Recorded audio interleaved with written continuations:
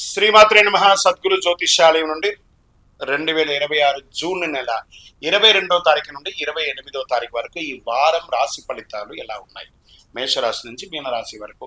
ప్రతి వరకు ఒకరికి ఒక క్యూరియాసిటీ, నాకు ఈ వారం ఆరోగ్యం ఎలా ఉంటుంది, ఉద్యోగం ఎలా ఉంటుంది, వ్యాపారం ఎలా ఉంటుంది, నా జీవితం అంతా ఎలా ఉంటుందని తెలుసుకునే ఒక తాపత్రయంలో మా ఛానల్ చూస్తున్నటువంటి మిత్రులారా, చూస్తున్నారు కదా, సబ్స్క్రైబ్, ఒక లైక్, ఒక షేర్, ఒక గంట గుర్తు కొట్టేద్దామా?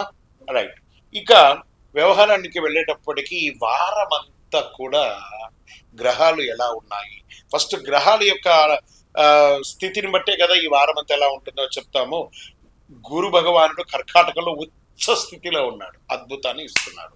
శని మీనరాశిలో వక్రగతిలో ప్రభావం చేస్తున్నాడు. కుజుడు సింహరాశిలో ఉండడం వల్ల ధైర్యం, రాజకీయ నాయకత్వ అంశాలు జరపబడుతున్నాయి. రాహు కుంభంలో, కేతు సింహంలో ప్రభావం చూపుతున్నారు. ఇవన్నీ కూడా చంద్రగ్రహ రాశి ప్రకారంగా చూస్తున్నాం. జాతకం పడుతున్న వర్షానికి ఒక గొడుగు మాత్రమే, కానీ జాతకం జీవితం కాదు. మీరు మిమ్మల్ని నమ్మండి, మీ యొక్క జీవితాన్ని నమ్మండి, మీ యొక్క ఇష్టదేవాన్ని నమ్మండి.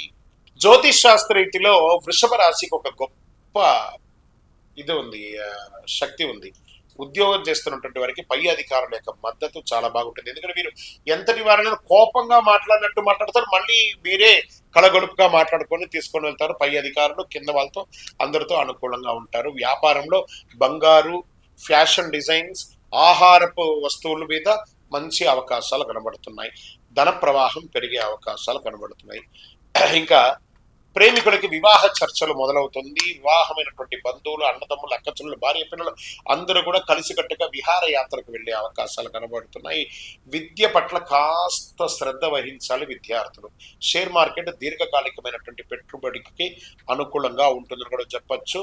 ఓవరాల్ మీరు ఏం చేస్తారంటే రియల్ ఎస్టేట్ కాస్త మధ్యస్థంగా ఉన్నాయి, ఇది కూడా కొంచెం జాగ్రత్త పడవలసినటువంటి ఒక అవకాశం ఉంది. కోర్టు వ్యవహారాలు కాస్త జాగ్రత్తగా చూసుకుంటే మంచిది. ఓవరాల్ అదృష్ట సంఖ్య 6, రంగు తెలుపు, దక్షిణ దిక్కు ప్రయాణం, లక్ష్మీ అమ్మవారిని ప్రార్థన చేయండి, కనకదార స్తోత్ర పారాయణను ఎక్కువ చేయండి.